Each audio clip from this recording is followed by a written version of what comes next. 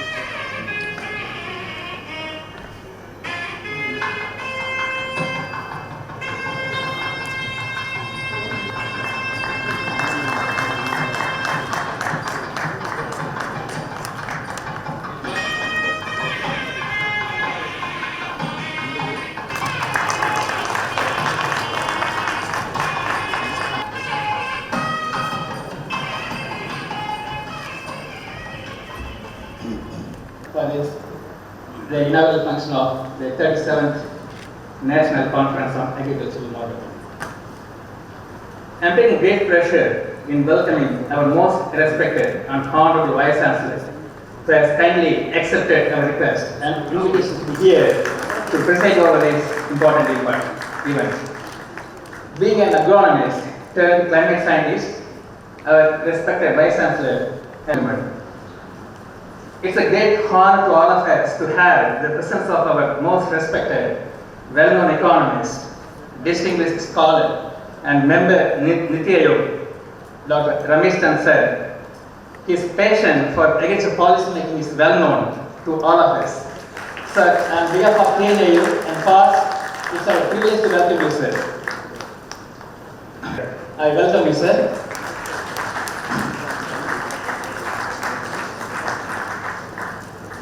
It's my pleasure because it's our privilege to welcome you, sir.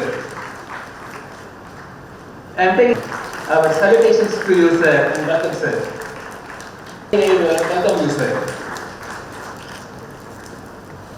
Guided us and motivated us in all walks of our academic life.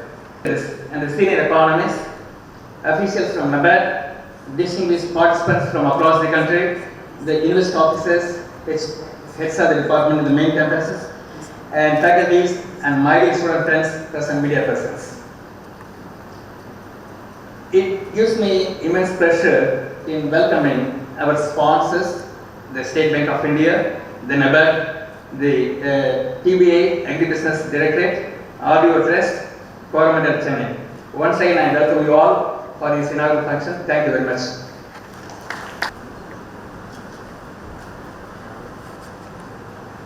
See, all of you agree that agricultural marketing is a very complex subject. It encompasses several institutions, individuals, right from farmer to policymakers. The agricultural marketing takes off, provides good remuneration to the farmers. That will help crop diversification, technology adoption, production, productivity, exports, food security, all aspects are encompassed by agricultural marketing development. So marketing efficiency is therefore very, very important for agricultural development in the country. To improve the efficiency of agricultural marketing, this society strives, and right since 1986, we have been working to contribute for the development efficiency in agricultural marketing through various academic activities. So this is the objective of the society, to improve the efficiency in agricultural marketing. And to improve the efficiency, it is not one institution to contribute and get success. It is the contribution of policymakers, administrators, academics, scholars, practitioners, farmers, processors. All these institutions have to come together to formulate the process of marketing efficiency development. So to provide a common platform to all these agencies involved in agricultural marketing, this society was founded in 1986 on 31st January. Since then, we have been undertaking several academic activities like conferences, workshops, periodical seminars, etc. More than that, the society continuously since 1987 has been publishing Indian Journal of Agricultural Marketing. This is the only research journal available in the country to cater to the research needs of scholars in agricultural marketing. Marketing boards, universities, agricultural institutions, the society organizes, hope to organize such events and discuss on the issues of importance in agricultural marketing and contribute the best possible by the society for the development of agriculture and agricultural marketing in the country for the years to come. With your cooperation, we hope to progress. We hope to. He is the Farmer Director and Vice Chancellor of IGIDR. He is also an advisor to many international organizations such as UNDP. With these laudations, we are glad to invite Professor S. Mahendra Dev, President, Indian Society of Agriculture Marketing. Guest Dr. Ramesh Chan, the CSCP Chairman Professor Vijay Paul Sharma, and the first and faculty, staff and students of the Cards and Tamil Nadu Agriculture University and other invitees. So a very good morning and welcome to this. I thank all the dignitaries on the dais for their agreeing to deliver their address to the Chairman of CSCP to fix the coconut prices. Visited the coconut, the plants, plantations and all. And now today the Vice Chancellor made a presentation about the university. It's doing very well, and I congratulate the Vice Chancellor for his contributions to agriculture and rural areas of not only Tamil Nadu but also India. Now I briefly speak about the three themes chosen for the discussion in the conference. The first one is experience of price support operation for agricultural produce in different states of India. As you know, we have a minimum price support for mostly for rice and wheat, but other crops also we have. But procurement is mostly in these crops. Other crops they are now doing pulses and other crops. So what is happening at the ground level, at the state level? How many states are benefiting, and what are the constraints? What are the investment needed to support the farmers, and what are the other price support mechanisms? We have several other mechanisms apart from MSP. So these are the issues we are going to discuss in this on the theme under theme 1. In fact, on the dais itself, we have a lot of experience on MSP. Dr. Ramesh Chan has been working on this for a long time. In fact, in his recent paper, Green Revolution to Amrit Kal, he said that the growth rate for government-supported crops like cereals are showing lower growth than the other non-cereals like fruits, vegetables, milk and other livestock products where there is no MSP. Of course, Dr. Vijay Paul Sharma is the chairman of the CSCP now. The second theme is on credit and market linkages. Basically, this talks about the credit farmers take from the institutional as well, of course, money lenders also they take some of the people, some of the farmers. But if they don't get income, they can't repay. They become indebtedness. And this topic, this theme talks about the post-harvest credit. We need to have not only during harvest time, but post-harvest for storage, warehousing, and so some of those issues they're going to discuss in this theme. The last theme is farmer-producer organizations, state government and NGOs. So most of the farmers have small holdings, but experience shows a mixed performance of FPOs. Some are doing well and some are on paper. So what is the experience of these FPOs? And then NABARD studies also showed that there are some important challenges. For example, lack of technical skills, inadequate professional management, weak financials, inadequate access to credit, lack of risk mitigation mechanism. So all of these challenges one has to discuss under this theme. Because FPOs seems to be an important institutional mechanism to organize small and marginal farmers at the ground level. This conference focused on some of these challenges and opportunities relating to FPOs in Tamil Nadu, but also we have some of these papers on other states in the conference. So to conclude, I express my heartfelt thanks to the Vice Chancellor and her team for hosting this 37th conference of the Indian Society of Agriculture Marketing. I'm happy to note that the conference has chosen important themes for discussion during these 3 days. I'm glad to know that there are 80 papers that are going to be presented in the conference.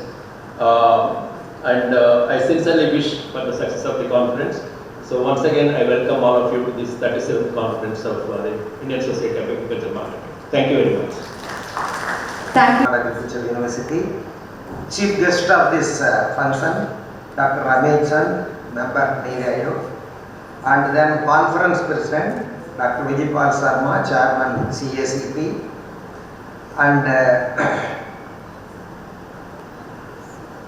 Dr.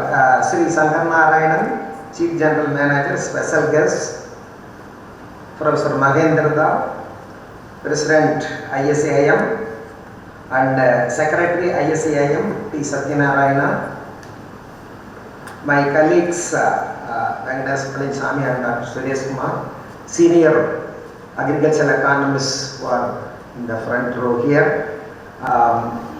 Actually, as we know that Indian agriculture is the most complex of agriculture in any other country because of the geographical variations, resource endowments and so on.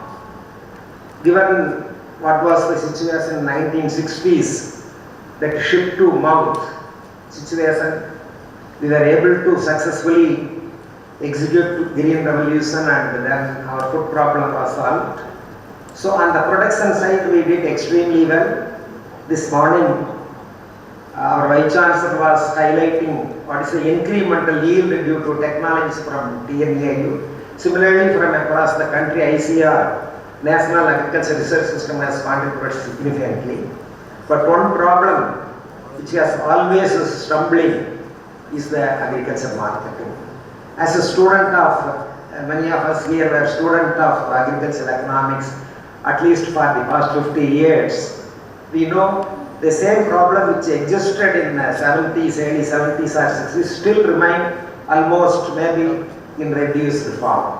So that is the major problem. So that is why a lot of government interventions were implemented. Since starting 1904, cooperative credit society and then marketing societies, there were acts enacted in 1930s and 40s by the state and also by the center.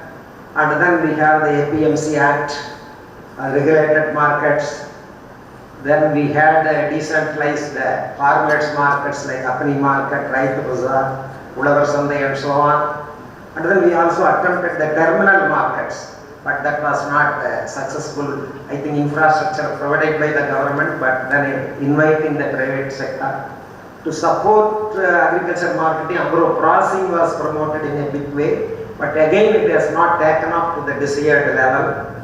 So that way, one set of measures we attempted, but still, now besides production risks, marketing risks is extreme. So that way, I think we also helped to improve the decentralized markets like periodic markets and so on. But still that remains to be a problem. In the recent past 5 years, I think when Prime Minister himself promoted like TNAU, then during COVID, in a big way, infrastructure, agriculture market infrastructure projects, then FPOs, I think 10,000 FPOs are being promoted. but it has its own successes and limitations. So now we have the modern retails like corporate companies. It is also helps to promote better sales of the particularly perishables. This agriculture marketing problems will continue to be persistent. It may not be that easy to solve them because it is beyond our control, government control or policy control and so on, because of the now changing climate and so on. So this is where we have to how to really protect the farmers. So that is where we have to think for income support schemes. I think schemes like Prime Minister Kisan Sammat Nidhi, and then this is definitely to be promoted as one of the methods to protect the farmer, because they are losing interest in agriculture over time, which many of us know. Then improving definitely the market efficiency, that is very important. Here and then we are discussing, and this is where what is to be done still to smoothen the fluctuations in agriculture marketing. Real research in with the efficient time efficiency, and because we have top policy makers here, and definitely, for example, for the past 2 years coconut prices has fallen down.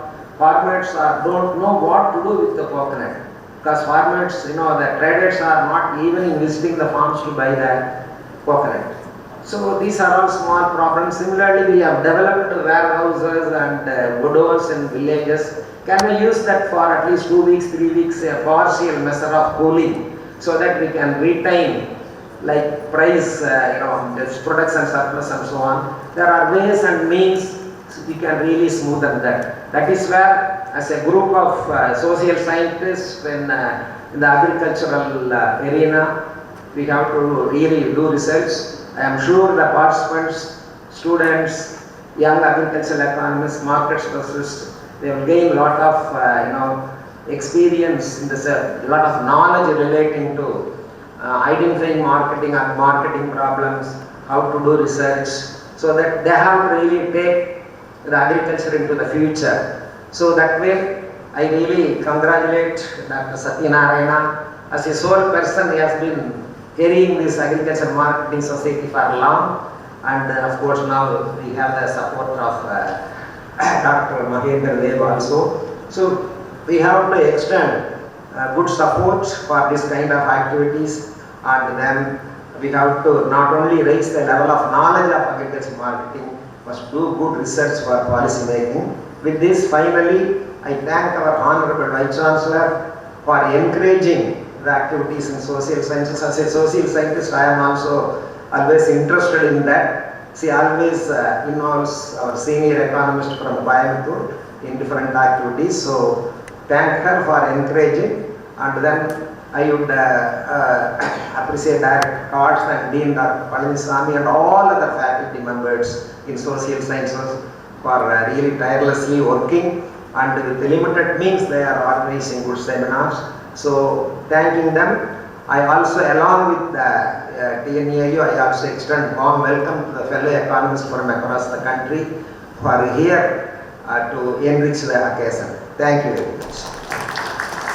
Dr. Ramesh ji, Niti Aayog, Professor Narayana ji and Palaniswamy ji, and the students and my senior colleagues from NABARD who are sitting among the audience. I stand before you.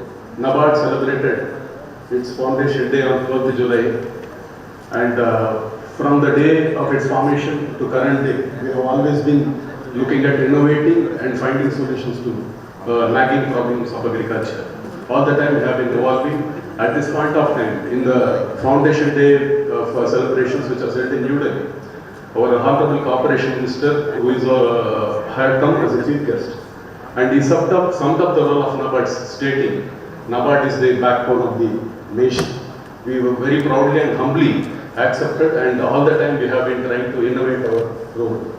On the day of formation of NABARD, I should tell the dignitaries here that Farmers Club, the concept itself was born on that day, 12th July 1982, with the maxim that we will be aggregating all those progressive farmers who will take technology to the others also. That day onwards, we have been innovating all the time, and as we celebrate 40 plus years, NABARD's balance sheet has reached 8 lakh crore. More than that, all the programs which have been conceived by NABARD, it is always people driven, and we believe in mobilizing people. So right from the formation, I was telling you that we are working the farmers clubs. And as a leading agricultural development bank, we have been working with the farmers producer organizations also. We have rediscovered ourselves all the time. In fact, when we look at the problems which are plaguing the farmers producer organizations, definitely we come across some generic factors itself. Only very few people taking the lead. Farmers producer organization members not interested to go outside the realms of their district. And so a lot of issues are there. So if you ask me the nagging problems which are there, in fact, even yesterday I had an interaction with the farmers producer organization members. Most of the farmers looks like they are interested to only produce. Probably their time has come, this particular forum can really think of whether time has come for aggregating the aggregators. The FPO itself is a concept of aggregating the farmers. But to take on this main role of marketing, taking the produce directly to the customers, whether there could be a separate agency which can aggregate the produce of the farmers is one question, which I am putting forth towards the audience here. Secondly, credit access is one important thing actually. In order to solve the problems of credit access, NABARD itself had formed one of the verticals called NAB Kisan, and right from its formation it is doing a great job. You will be happy to know that dignitaries will be happy to know that more than 2,100 farmers producer organizations have been financed, and more than 600 crores have been financed to the farmers producer organizations. In fact, in our interactions with the bankers also, we do say that while financing the farmers producer organizations is very, very critical.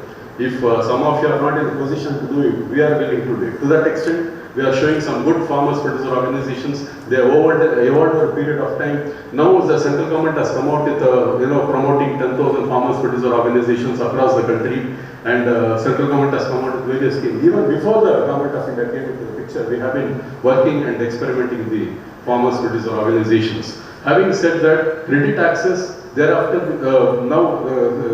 even the NAB Sanrakshan has been formed, another subsidiary, which is taking care of guaranteeing the loans of farmers producer organizations. So all the time we have been playing a very important role for seeing that all these farmers producer organizations come under the one roof.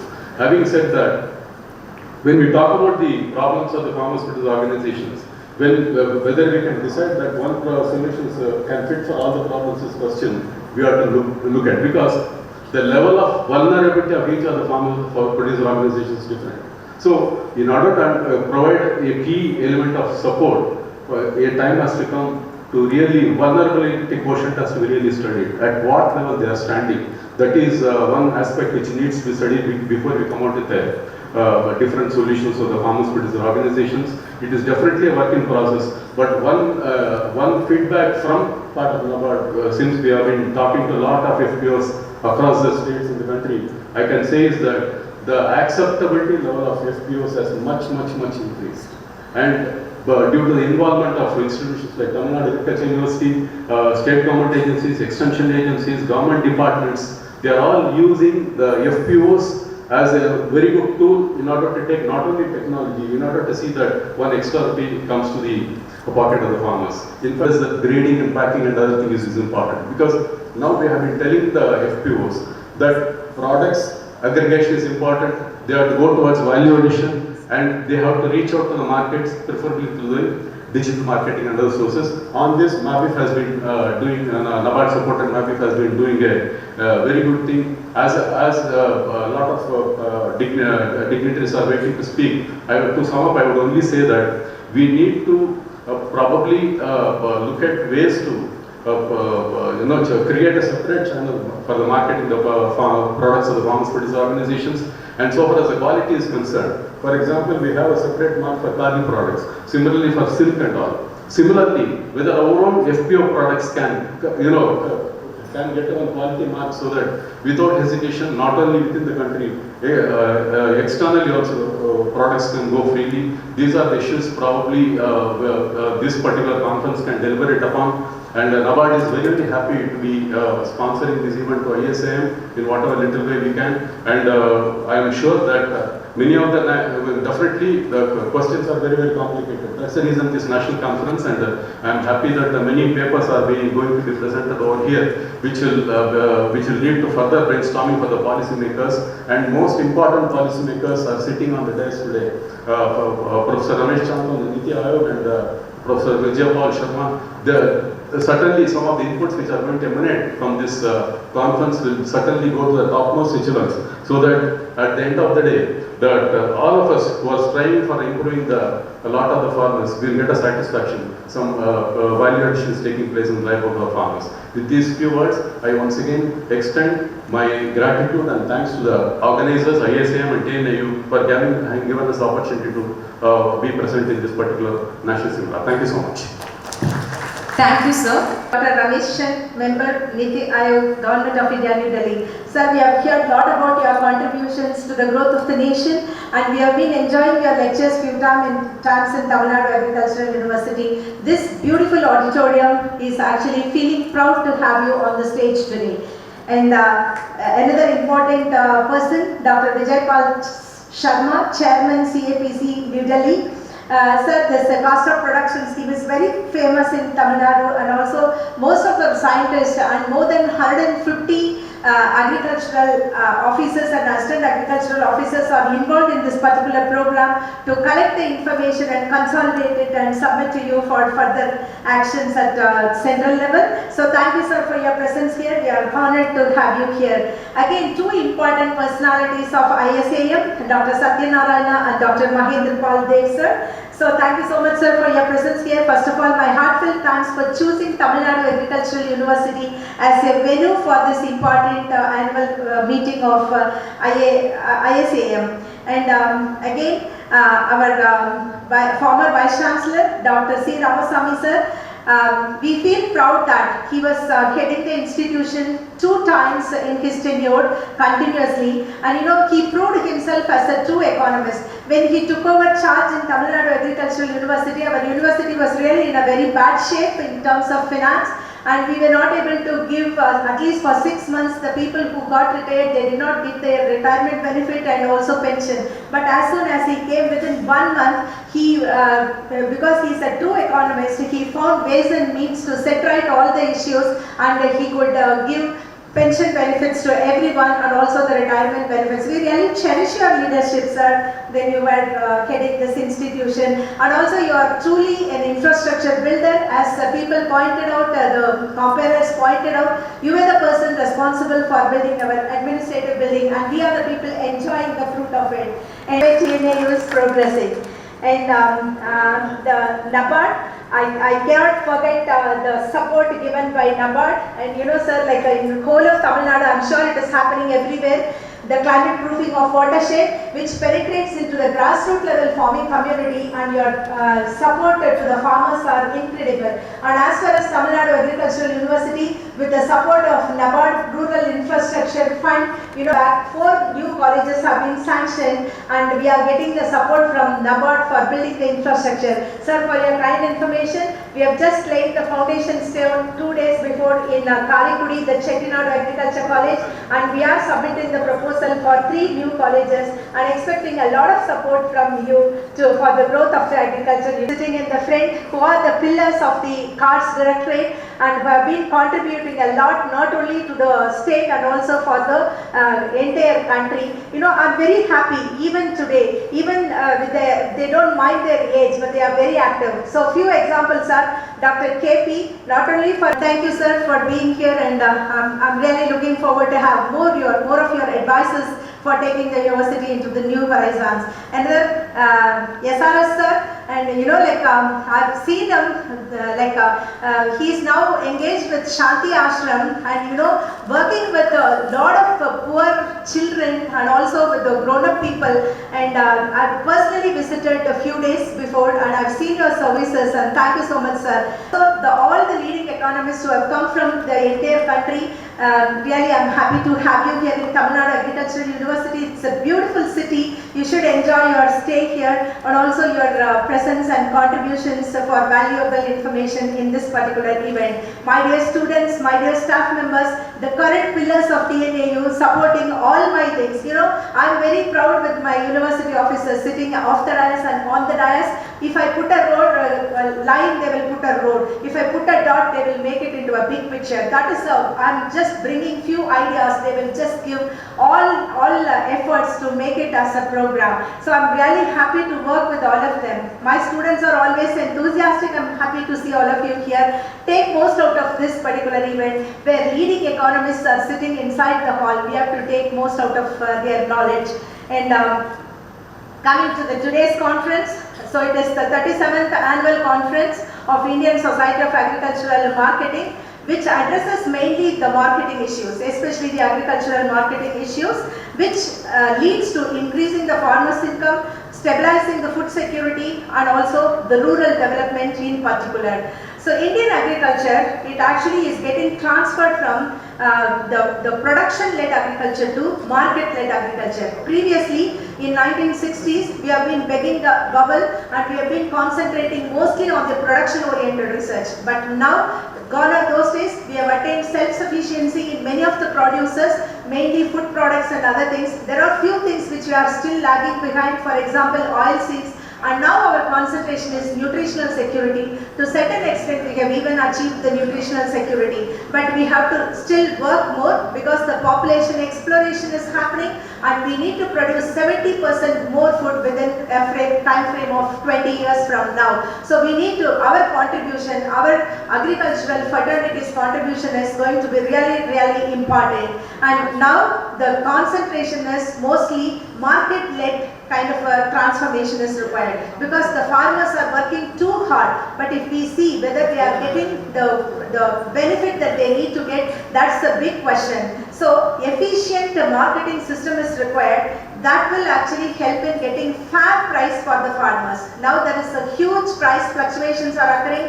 A month before, the tomatoes were selling for 200 rupees a kg. All the farmers started planting tomato. Now it is for 50 rupees you get 3 to 4 kilograms of tomato in the market itself. That means at the farm gate, they will be getting a very less price for tomato. So this is how the entire their effort is getting wasted. So the CCPC scheme, which is operated from our market intelligence scheme, that DEMIC scheme, that is operating from Tamil Nadu Agricultural University, is giving lot of support to the farmers what to do, what not to do, when to do and when not to do. So these are the kind of information that is going through the DEMIC scheme. I think they are connecting with the 8 lakh farmers through email and also through the WhatsApp group. They are giving information through the newspaper. The reach is far and beyond. So we are trying to reach to every doorstep of the farmers through our novel initiatives. Not only that, the reduction in post-harvest losses. This is the area where we have to concentrate a lot. So the post-harvest losses are more than 15 to 20%. If we could save that post-harvest losses, then that will actually increase the income of the farming community. Another important thing is the quality of the produce. You know, like ours is mostly domestic-led marketing is happening. But now it is time that we need to concentrate on export-oriented marketing where the farmers will get lot of benefit out of it. So the GI tagging is one step where we have to work with the farming community. So if they get GI tagging for some of the niche products, it will be easy for them to export. So we have to set the standards. So we have to just attain the standards so that the producers are acceptable with the international market. So this towards this we need to work, and for which we need extra the efficient marketing system. And then it stimulates economic growth as well, because if we just go from domestic to international market, after just satisfying the domestic things, we need to jump into the international market, especially the spices. The Indian spices are very famous across the nation. So we need to just concentrate some of the things. Only issue is the residues, the chemicals that is present in the Indian producers. It makes it very difficult for the farmers to export it. So those things we need to really concentrate. As a production scientist, we have to go with residue-free farming, and as a marketing scientist, we need to help them in buyer-seller meat and also in giving them nice guidance so that the producers are getting exported. So the global trade need to be organized. So another important thing is it will increase the technology adoption in the agriculture sector as well.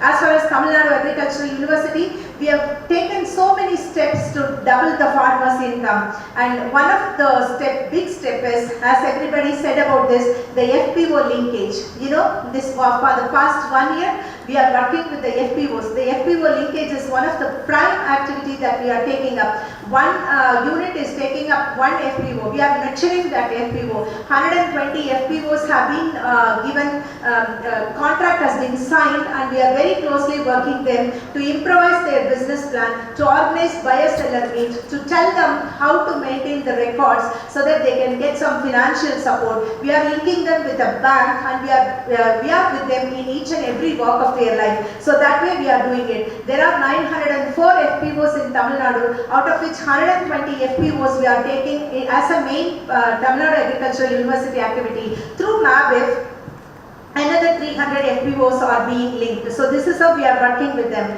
And Indian agriculture system, maybe many people have talked about it, like small, it's dominated by small and marginal farmers. More than 90% of the area is small and marginal farmers occupied by that sector, and they are occupying close to 65% of the land area. And then if you just see the workforce, more than 50% of the workforce comes from agriculture sector. But if we take into GDP, hardly 15% of the GDP. So we need to really work. Agriculture has to get transformed as if it is like an industry. We have to see agriculture as a profession. We have to see agriculture as a kind of a high profile job. Only then we will be able to make so much of kind of a transformation in agriculture. So there is a range of agriculture being practiced, from traditional agriculture to modernized agriculture. Thanks to COVID, you know, COVID has given lots and lots of opportunity for us. You know, one thing is, most of the software people, they came down to their own rural villages. They started thinking and doing so much of innovation in agriculture. Now, you know, we are going with artificial intelligence, we are going with machine learning techniques. Almost all the farmers are doing the drip irrigation, and they are controlling every water supply through their mobile phone. Lot of changes are, yes, of course, happening, but still with the population, with the number of farmers, we have got lot of gaps to be addressed. So that we have to take into account. So another thing is, we have to really look into, because our Prime Minister envisages that in 2047 India has to become #1 country. As of now, in agriculture, we are lagging behind few countries like Brazil, US, France, and also in Canada. So here in all, the total factor productivity is much higher than what we are doing it. So those things we need to really take care of it. So India, we need to increase our productivity and production in 2025 by $24 billion economy. So in agriculture sector I'm talking. So we need to just gear up to do that. Another thing is, like a grocery market, as I said, 6% of sixth largest share we have in the grocery market. So which are all the producers that we have to concentrate, and we have to set the standards. So in the case of doubling the farmers' income, the base year it was 2015-16, and the current year 2022-23, the required growth rate is something around 10.41%, but still we have not even touched the 6%. So we need to just find out the gaps, and we have to do that. The monthly income, from 8,050 rupees, it has to rise to 21,146 rupees. That is what is the target and goal set for each farmer's family condition. So the total production need to be increased, market price has to be attained to a highest level. So only thing is the planning. As I said, when to sow the crop, when to harvest it, so that the demand is in the peak. Even off-season production of vegetable flowers, this will fetch lot of price rather than the seasonal production. So they need to just produce it.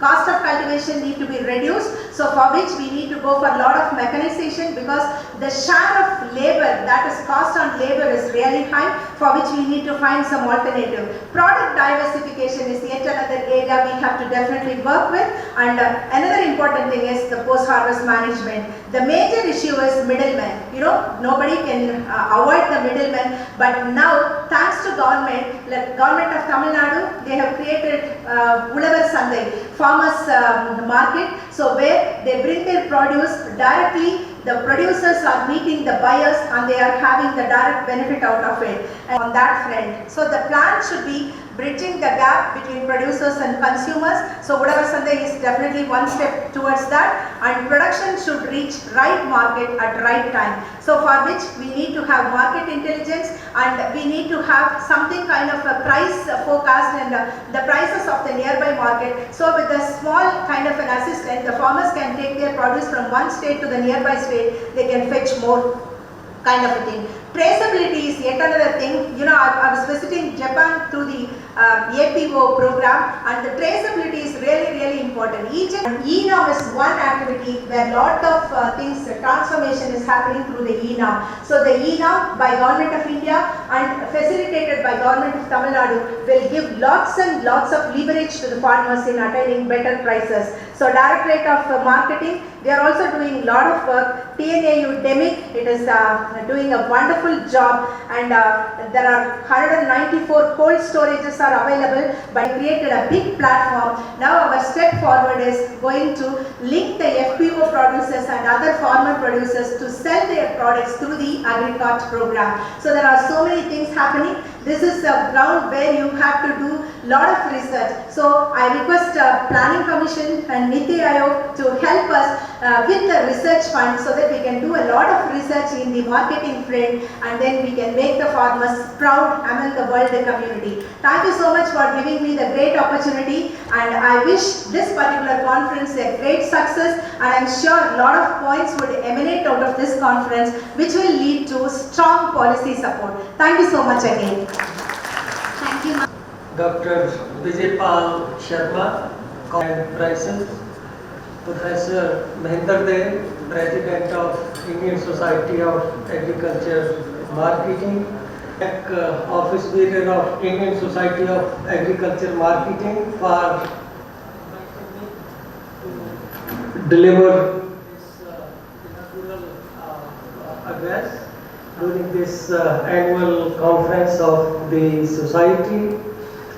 In fact, I had prepared some notes to talk about agriculture, marketing, etc.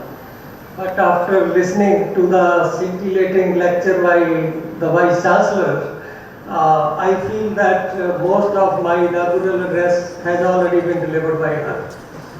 So I also feel very happy that as a agriculture biologist, as a agriculture scientist, she has very good understanding of socio-economic issues, trade issues in agriculture.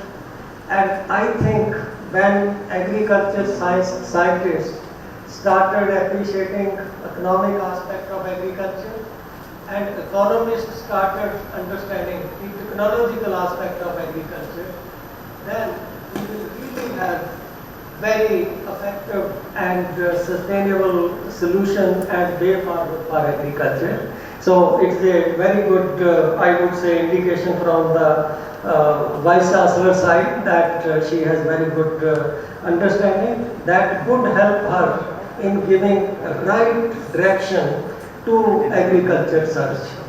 I share one incident with you that if agrobiologists don't understand economic or marketing aspects, how resources can go waste into search. This led to one presentation which IRI used to make in Indian Council of Agriculture search about how much increase they have brought in the size of basmati grain. This was a standard slide which they were using in every presentation. So they just showed that original basmati was only half centimeter. They increased it to 1 centimeter, then they increased it to 1.25 centimeter, 1.5 centimeter, and 2 centimeter, like this. They were showing that things. So one day, when they made this presentation after asking some question, I just laughed in a very awkward manner in a high-level meeting in ICR.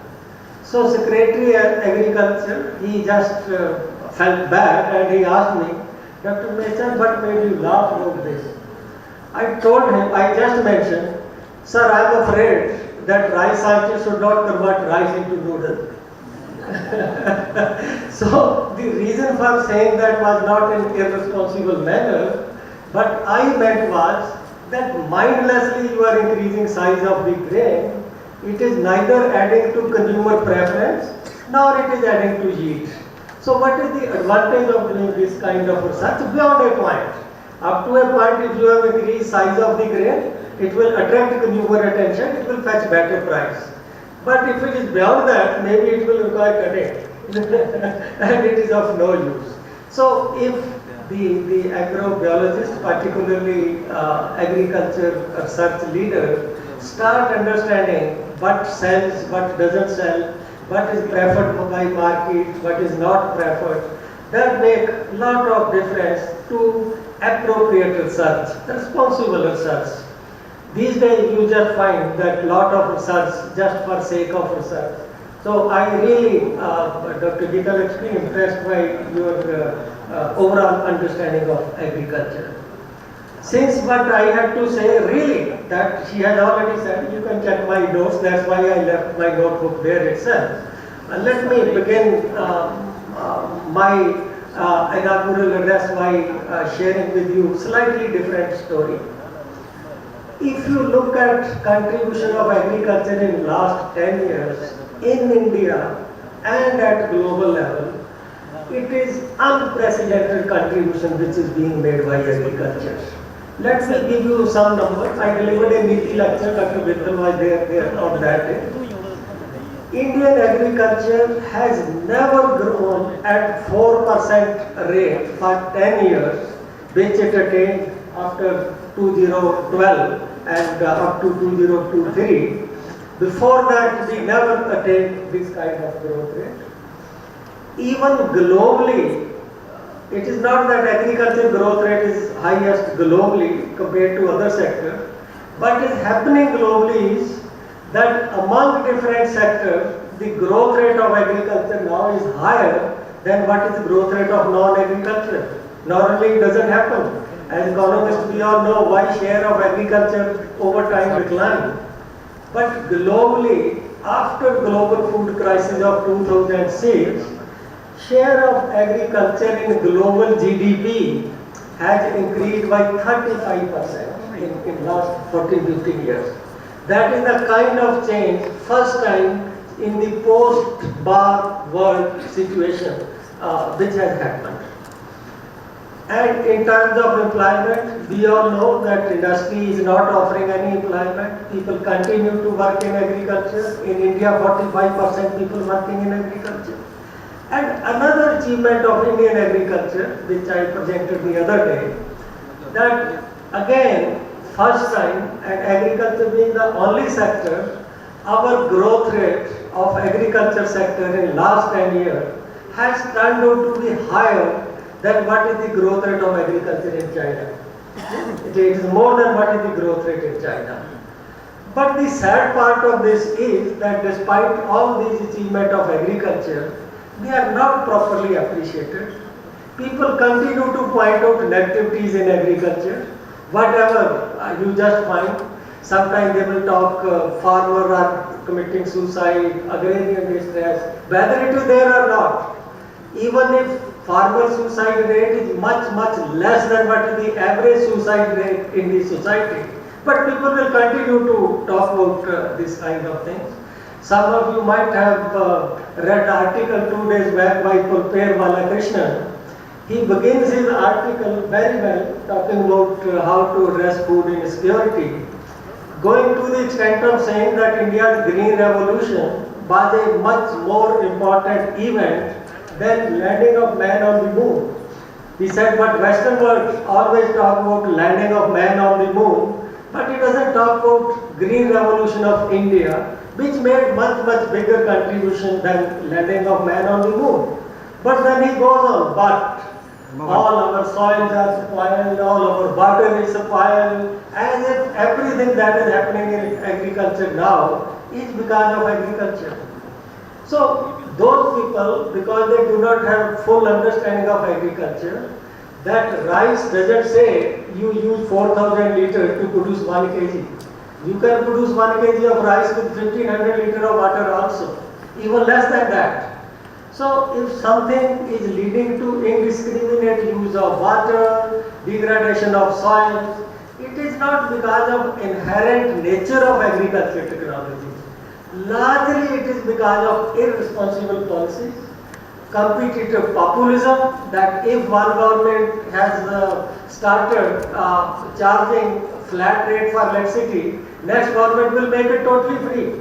Heading unfortunately in that direction, that much of the problem related to natural resources, sustainability is because of wrong policies. It is not so much because of technology. We can dovetail technology to see to it that whatever we are doing, that has minimum impact on it. The sector is now showing extraordinary achievement. I feel we need to look at agriculture marketing differently so that this new kind of growth which is emerging in agriculture. So that debate which started around 1995, it figured in political decision making during the first NDA, that is 2000 to 2004. Some changes were brought, some talk about Model APMC Act were brought. Then next 10 years of UPA, lot of work was further done when Sharad Pawarji was Agriculture Minister. Again, 2-3 times Model APMC Act was brought, but again, its adoption, its implementation remained very partial and very patchy.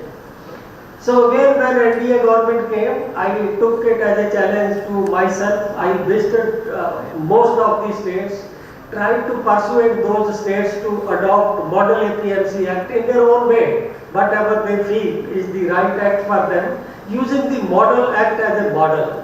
So last time I attended your conference at Satyananda, I was in Odisha just to convince their marketing and agriculture minister. Like that, I visited Tamil Nadu, Karnataka, and most of the states, emphasizing the need for market reforms. When we talk to state, when we organized meeting of agriculture minister in Delhi, they were all for reforms. But when they go back to the states, they just found that they were not able to resist the pressure of middlemen's lobby, which brought many of the evils of the past, pre-60s, into the marketing system. No time to elaborate all those.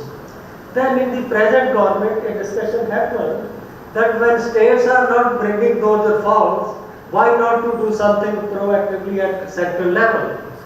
So it was in this background that the central government brought new act for agriculture market along with two other acts, but then you all know that farmer protested and then that act had to be withdrawn.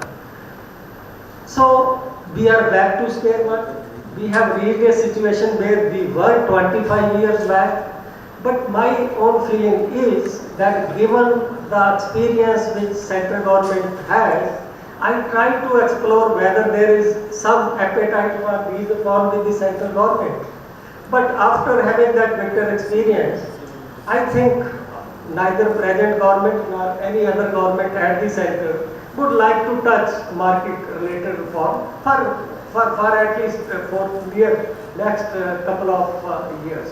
Just find out how we can persuade states to bring reform in agriculture markets in their own way. They need not go necessarily by what was the act taken by center. Maybe 1 or 2 provision out of 10 can be different.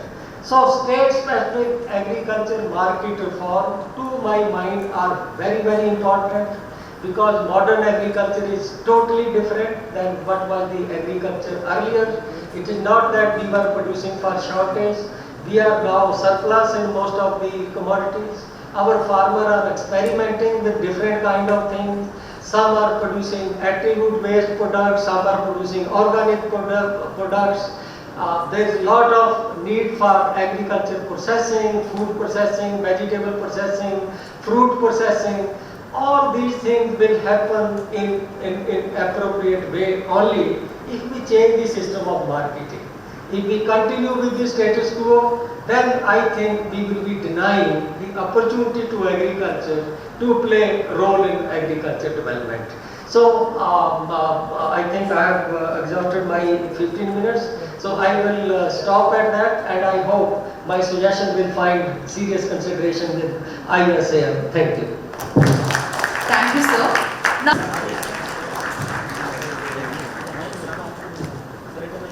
we request Vice Chancellor TNAU to present the memento to Professor S. Mahendra Dev. We also request our Vice Chancellor TNAU to present memento to Dr. Request Vice Chancellor TNAU to present memento to. Thank you, ma'am. Now.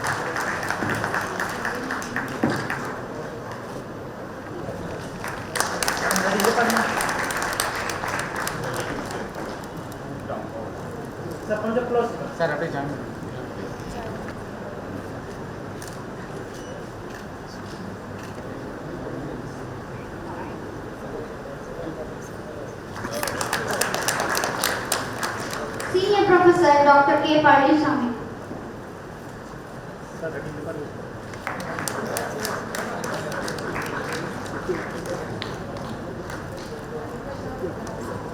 Madam, ready depan. Senior Pro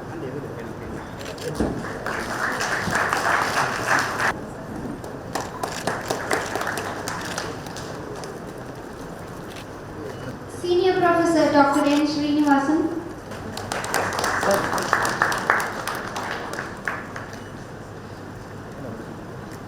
Senior Professor Dr. S. Devarajan.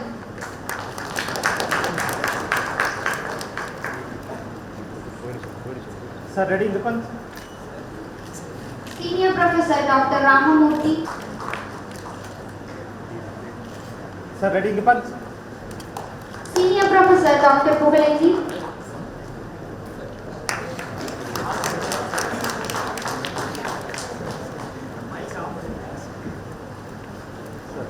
Senior Professor Dr. M. Chandrasekharan. Okay.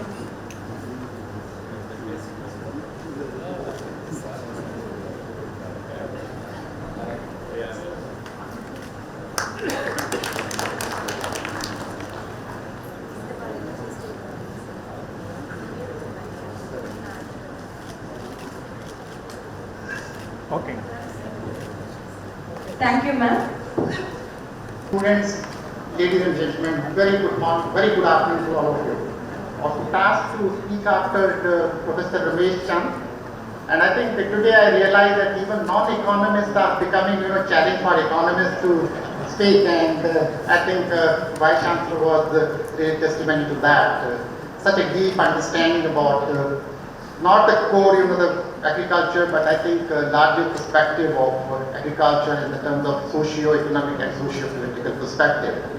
And I wish that all our state agriculture universities and the national agriculture research system would, follow this kind of a tradition, because we need much more, these linkages between social sciences and core agriculture sciences. It's a difficult task for me to, complete such a kind of a topic which I'm going to speak in 25 minutes. So maybe I'll request the organizers, if possible, they can distribute a copy of my presidential address.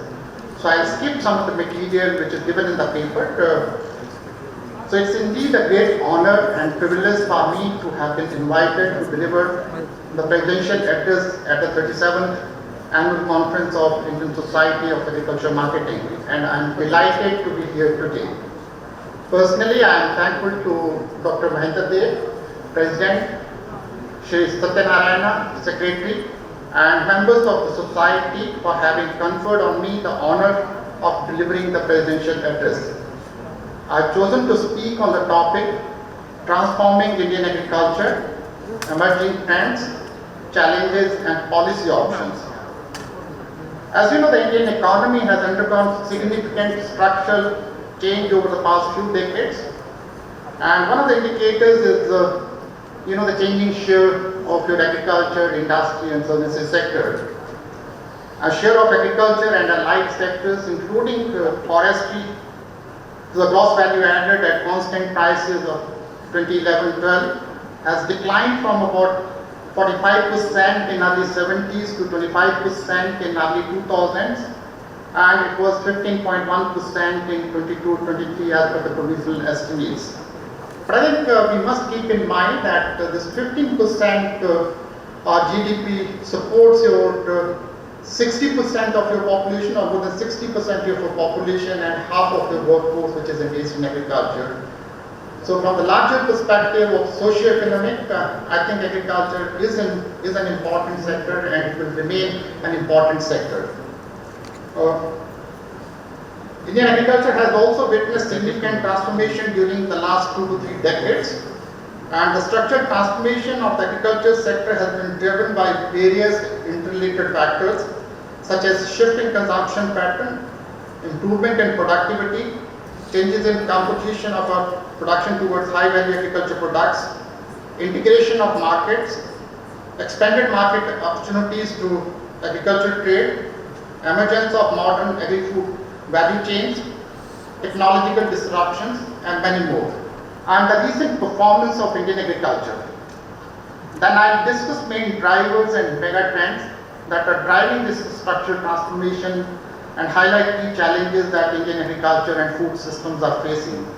And finally, I'll talk about recent policy interventions or initiatives by the government to address these challenges and having a smooth transformation of Indian agriculture. Various researchers have reviewed the literature on structural transformation, and they have broadly defined structural transformation as a reallocation of economic activity across 3 broad sectors, namely agriculture, manufacturing, and services, that accompanies the process of modern economic growth. And the 3 most common measures of economic activity at the sectoral levels are employment shares, gross value added or GDP shares, and consumption expenditure shares. Over the past 50 years, the relative contribution of agriculture, including forestry and fishing, to GVA has consistently declined over the years, while the contribution of industry and services sector has increased. The share of industry in the economy increased during 1970s and the 80s, or it declined marginally in 2011-12, and then again, declined in the recent period. While the share of services sector rose continuously from 28.2% in triennium ending 71-72, and eventually became the dominant sector, contributing 53.8% to total GVA in 21-22.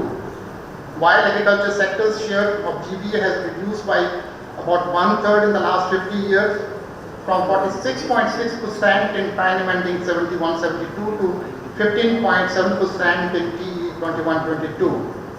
And the share of your agriculture to GVA in the country seems to have stabilized around 15 to 16% for the last few years. Although the share of agriculture in GVA has declined, but that decline has been much faster compared to decline in the share of workforce engaged in agriculture. So agriculture is still the largest employer in the country, and more than 45% workers are still engaged in agriculture. Indian agriculture has also undergone structural transformation, which is evident from the fact that composition of agriculture output in the country has changed dramatically. Growth in agriculture is primarily driven by a high-value agriculture segment, and mainly, expanding demand for fruits and vegetables, milk and dairy products, and other livestock products, fish, beverages, and processed food.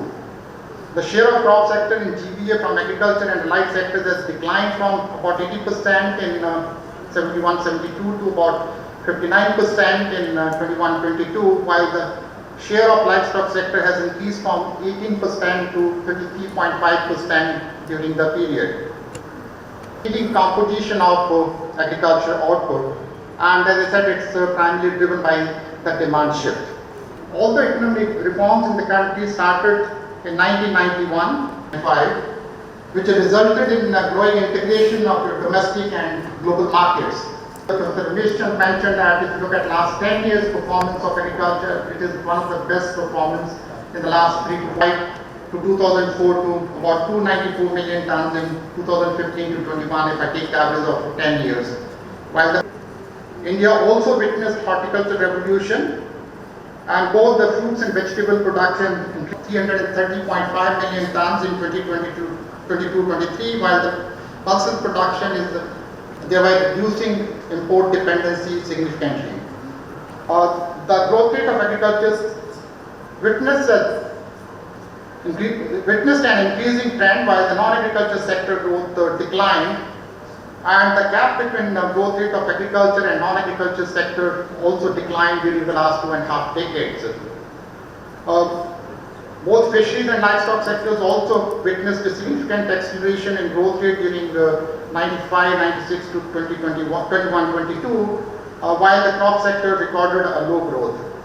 From 15-16 to 21-22, the fisheries sector showed the highest growth rate of 8.8% in GVA, followed by livestock sector with a compound annual growth rate of 7.7%, whereas the GVA from crop sector recorded a growth rate of 2.2%. So that means our growth in agriculture is primarily driven by livestock and fisheries and the horticulture sector. And the marketing issues of these perishables are entirely different from what we have seen in case of cereal wheat or rice, wheat or any other cereal crop. And that's the area where we need much more investment, and that investment has to come from private sector. But unfortunately, private sector investment in agriculture, particularly on the infrastructure side, is very, very low. I'll give you certain numbers. For example, today if we look at the share of private corporations in total capital formation in agriculture is 1.5% or even less than that. And with this 1.5% share of private corporations, we can't expect to have much development on post-harvest management and infrastructure. So we need to attract more private sector investment. However, there are also large variations in the performance of agriculture sector across states. And if I look at last 8 to 10 years, last 10 years data, Andhra Pradesh recorded the highest growth rate of 8.8% in agriculture, and again that growth was driven by livestock 8.1% and fisheries sector 20.5%. 8 states had higher growth rate than all India in case of crops, 6 in livestock and 5 in fisheries sector. In crop sector, Madhya Pradesh registered the highest growth rate of 5.3%, while Tamil Nadu had the highest growth rate of 10.4% in livestock sector, while Andhra Pradesh had the highest growth rate in fisheries sector at 20.5%. So growth in value of output from agriculture during the last decade is primarily driven by horticulture, dairy, livestock and fisheries subsector in most of the states.